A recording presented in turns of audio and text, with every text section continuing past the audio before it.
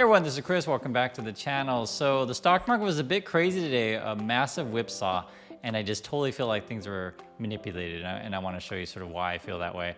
Also too, if you're new here, my name is Chris, and it's to help you navigate and grow. So let's take a look at this.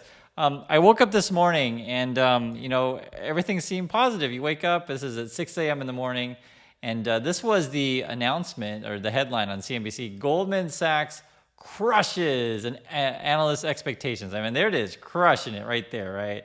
Shares rise 3%. So that's what I woke up to. But the thing that was weird though, for people who can read, it was really weird because if you take a look at this here, is you had this funky headline though underneath it that's like, second quarter profits fell 48%. And it was kind of weird that the headline they ran with was Goldman Sachs crushes analyst expectations, yet second quarter profit is down 48%. And this is something I want you to understand with earnings reports is that beating an analyst's expectations mean that what if all the analysts out there think that your stock is terrible and everything's going to go down and you didn't go down as far? Is that still a good earnings report? And that's the question. So it's a bit weird. Like I said, profit fell 48%, yet they crushed analyst expectations. Also too, if you were watching the market at around 12:30, here's another one. This was from the Motley Crew. They're like, why Tesla, Rivian, NIO, wow, they all popped today, right? And if you're watching the market, let's look at Tesla here. I don't think 0.2% is popping it. Now, to be fair, though, at 12:30, it certainly seemed like it was up, right? It was like at 7:44. NIO, I didn't actually check that one yet. I think it probably took a dive. Yeah, see, NIO's only up 0.5, percent, but around 12:30 when they said that, it was up, that's like a, 1 or 2 point, actually probably more like a 4 or 5 point swing, something like that, right? And it's funny, how the market completely dumped around, it was around 1:30. And it was not by accident, it was not my mistake. Now, whether or not, this is insider trading to where everything's manipulated to try to get you to buy in early in the morning, only to dump on you in the afternoon, because basically what happened is Apple announced that they're going to be slowing hiring. And I've been talking about this for a while. For those of you watching the channel, I've been mentioning unemployment, been mentioning slowdown, recession, and I've been saying that the tech companies aren't going to be hiring, and they're probably on a silent or sneaky or stealthy, or what word do we want to say, hiring freeze. And as it turns out, they're making it public now for the first time. We've been talking about this sort of stealthy hiring freeze for about a month or so. I started noticing that basically companies would have job postings, but they wouldn't remove them, because if they remove them, then word gets out that no one's hiring, and it kind of spooks investors. So this is to where you got to read the future the best you can. And this is sort of why, if you watch the channel, I've been transitioning over to helping people think about preparing your resumes, networking, and finding jobs and stuff, because again, Apple is slowing their hiring. Google is also slowing. We heard this, I think that was about, today's 18th, so about a week ago. However, Microsoft, although they are cutting some jobs, Microsoft's actually planning on hiring people as of now. So we'll see if that is indeed the case. So out of all of the big companies, in terms of like your big tech, I would tend to go with Microsoft or the others. The reason why is Apple's consumer driven, Google is ad and consumer driven, whereas Microsoft, they make a lot of money off, say, LinkedIn, people looking for jobs. They have a lot of B2B with, say, their Microsoft Teams. I just think their revenue streams isn't necessarily as consumer driven as other companies. So think, for example, Netflix is consumer driven to where if things go south, people are going to buy food instead of having Netflix, right? Whereas if things go south, people are still going to keep their Microsoft Teams. They're not going to cancel that. The work people need that. Now, yes, it would be true if companies are firing and then they have less staff and they use less Microsoft Teams, but I think they're going to be in a better shape than other companies. And this is sort of where you call this a stock picker's market, because not everything will go up. Some things will perform better than others. Now, the interesting thing too is as we went through the day, this was at 3:42. 3:42 p.m. So right before close, right? Suddenly the headlines are a little bit different. Now the headlines are reading higher trading revenue, but profit falls. So, the headline from the morning, from crushing analysts to, crushing analyst expectations to, profit is falling, is very, very different, of course. And obviously the market had cooled off. If you guys are watching the market, the S&P was down a bit today, 0.84%. And NASDAQ was also down 0.81%. But it was a huge reversal And especially if you were in more, high beta stocks, you might have seen wild swings up 10, down 10% today. It was just a crazy day in the market. That's why I was saying major whipsaws. Also, too, Bank of America had their earnings report, and when you read these things, they're really tricky to read, and that's why I was telling you guys about this before. Bankers will have different types of measurements. It's like, how does interest rates affect them and what's going on? And I'll just give you a gist of it, kind of some of the differences that was part of the earnings. So one is they have different forms of revenue. Banks have all kinds of ways to make money. They're banks. But one of the ways they make money is off fees, right? Non-interest income fees. So their fees fell from, fell 9%. And one of the reasons is they're cutting overdraft fees. And this is something that you can see from $35 to $10, but it was something a lot of banks did during the pandemic, where if people were, drawing too much money from the ATM or having problems bouncing checks and stuff like that, they were cutting fees to give people a little leeway. But banks were not making as much money from that. So that was something that has been occurring. Investment banking fees are also down. That was the same with other ones as well, down 46%. You can see Morgan Stanley down, JP Morgan down was this. And just, they're all roughly the same. So I've mentioned you guys before on the channel that I think investment banks will have a tough time, because when the market's going down, people don't want to be investing in the market, right? However, here's the thing that's really interesting. Trading revenue is up 11%. Goldman Sachs also reported that as well. And this was also in the headline, right? Trading revenue is up. So basically, people don't want to invest. People just want to trade, be it your cryptos, your gold, and your currencies as well, and stuff like that. So, this is the kind of market, it's kind of for traders. And it's hard to really, recommend stocks these days, because, my overall case is that it's a bear market and things are going to be going down or even flat.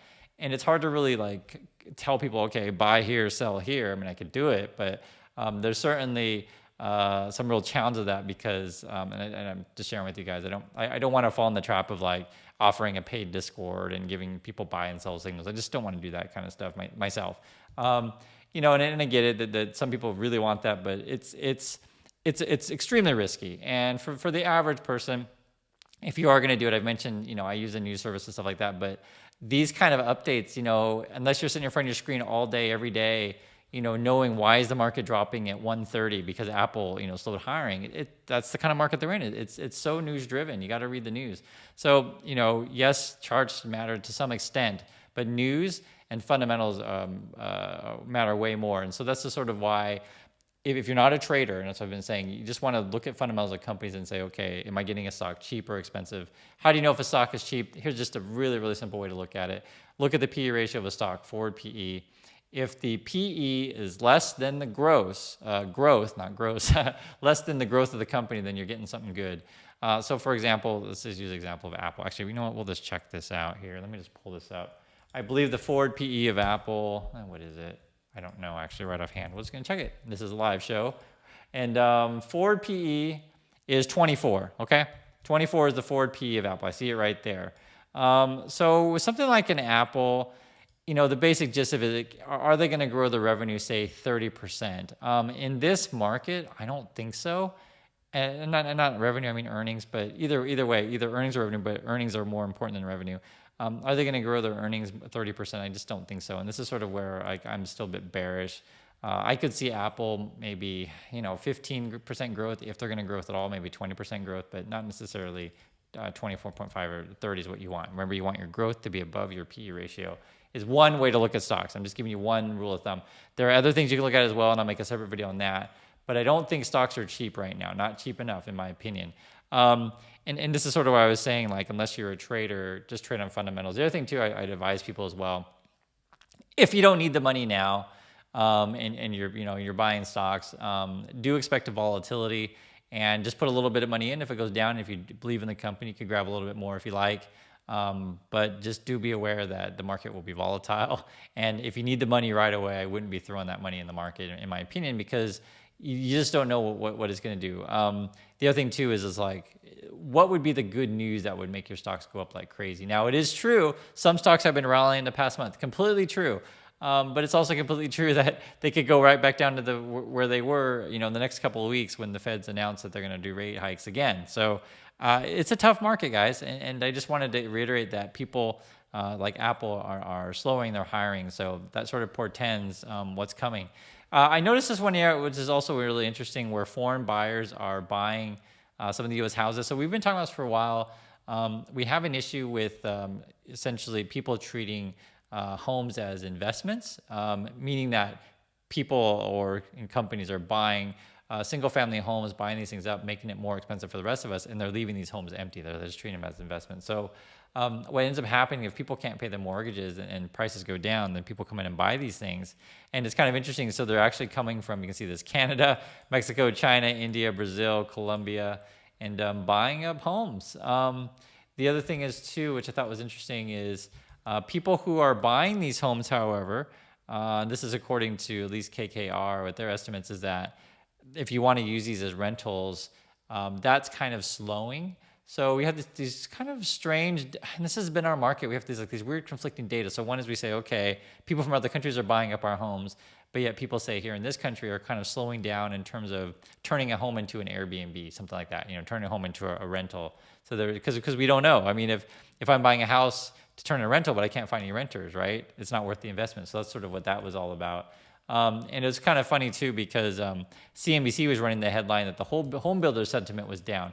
Now, the home builder stocks, be it your KBH, be it your Lowe's, I'm sure I could name off some of those. I can't think of it right off the top of my head. Home Depot would be another one, would be fine. But things that are related to home building, with the mortgages going up, there is some debate on whether or not we should still be building homes, or whether or not we can make money. That's essentially what this kind of stuff is. My personal feeling is that prices of homes will come down. However, with interest rates going up, I don't know if people are going to be so keen to building homes. I'd be curious your guys' opinion on that one. It depends on what market you're in. So I showed you guys charts of this before. Like hot markets have been like New Jersey, Florida. Yet New Jersey is going to be the most risk for the biggest crash. Mostly because the home prices in Jersey have been way too high. You got a bunch of foreclosures over there and people losing their jobs. Florida is, in my opinion, a bubble down there. It's pretty crazy. I don't know if it's going to crash necessarily, but I do think Florida's a bubble. California is definitely a bubble, but I don't think it's going to crash. So it depends, which market you're in. However, home builder sentiment is down. And, the other thing is too, which is one of the last things that we'll talk about today, is we're not sure if Biden's going to run again. So this is kind of an interesting one. In my opinion, I don't think we're going to get good candidates from either party this coming next election round. I mean, obviously, what are we in 2022? We're still a couple of years away. The reason why I don't think we'll necessarily get good candidates is just because conditions are bad in the country. And, just think about it this way. Let's say, I don't know how old Kamala Harris is. Let's say she's 45. I don't know exactly. I could look it up, but, it doesn't matter. Let's say she's 45, and it's like, well, I could run for president now, or I could wait a couple more years, or 3 or 4 more years, or whatever. It's the next cycle, so it'd be 4 years from now, say. And the reason why you wouldn't necessarily want to do it now is when things are so bad, you got to come up and try to, really come in a time when the economy is down, there's a war, we have energy problems as well. And it's just like, do I really want to do that? Think of all the stress that you're going to have, and everyone's going to blame you and whoever's in office. So in that regard, it's kind of funny. I think I haven't made it. I was thinking about making an exclusive video on this, but I'll just mention since we're talking about it. There is a world where Trump could actually come in and win again, because to be perfectly frank, no one else wants to do it, and he's crazy enough to want to do it again, maybe. So I think it's just funny because that's the kind of situation that we're in. And I get it for people who like Trump. They're like, oh, he's the only one that can save us, but. My personal opinion, I think there'll be very, very, very few people who could turn the ship around the way things are going. And the president of the United States, it doesn't matter how good you are as president, you're in a tough spot. When the world inflation, it's like the world is having inflation problems. And it's not like the president can just come in, the United States, and to stop the war and wave their wand, and suddenly food prices come down and oil prices come down. So I think it'll be tough to find someone to run. But I have no predictions whether or not Biden runs or not. I personally thought he wasn't going to run. I thought that was the agreement of why we voted for the guy, because he was normal, but you're not running again, dude. That's what I thought the agreement was, but evidently not, or evidently is, I guess. I said that wrong. But Harris and Newsom are considering running. My personal opinion is I don't think either of them are good candidates. I've never liked Kamala Harris. I'm not a big fan of Gavin Newsom. It's tough. And you go on the Republican side, I think DeSantis, I don't really like him very much either. My personal opinion, maybe a John Kasich, but you guys can tell me your opinion who you like.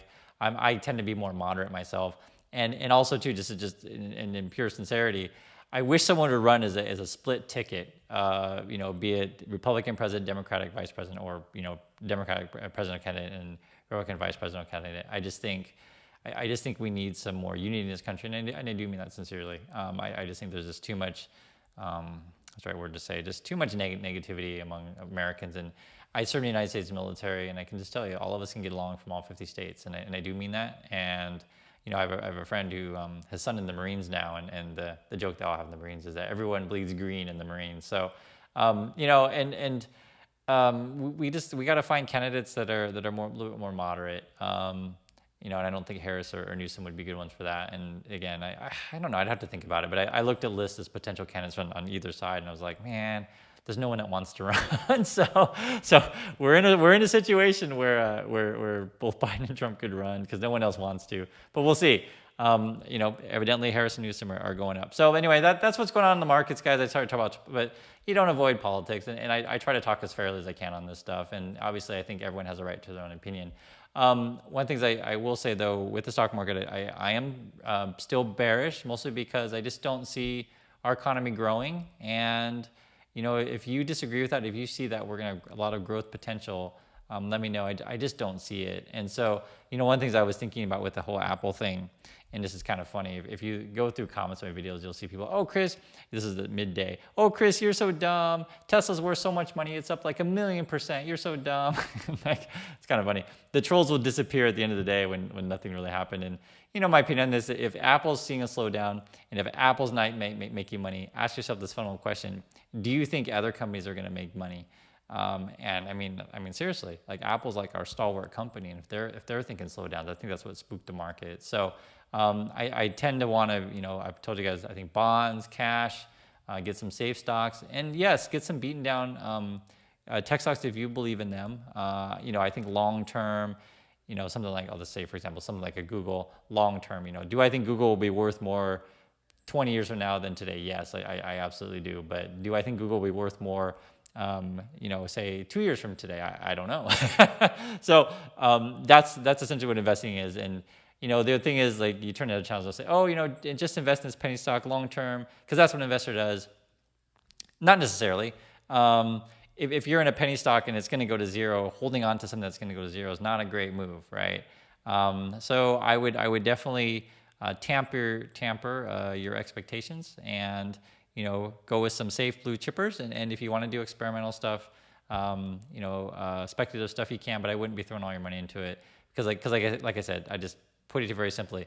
If Apple's slowing hiring and they don't think they're going to make money, how do you think other companies are going to fare? Because to be perfectly frank, I like Apple. I just got a new computer, but it's not even here. I don't know where it is. It's taken like 3 weeks to come.